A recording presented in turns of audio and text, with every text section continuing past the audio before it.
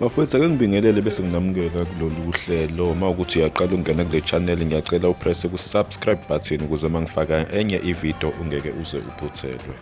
Sekuhlukene inhloko nesixhanti phakathi kukaGezani Dludla weGezani Media kanye noNgizwe Mchunu weNgizwe Online.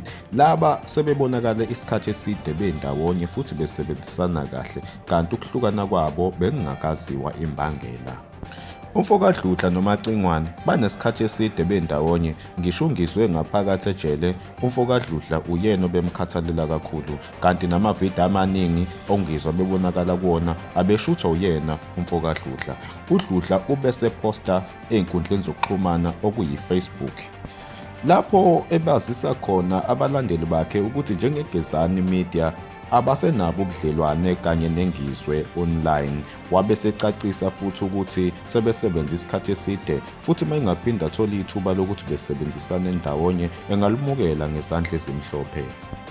UDludla ubesebonga usizo aluthole kuMacingwane, wathi uyidlalile indima yakhe ngokumsiza ey'ntweni eziningi, wathi konke uyikho ngenxa kaNgizwe uMfokaMchunu. Bafowethu, ngiyayivala ividiyo namhlanje, ngiyacela sihlangane kwelandelayo ngokuzayo. Uma ukuthi ubuqala ungena kulolu hlelo, ngicela upress ku-subscribe button. Nisale kahle.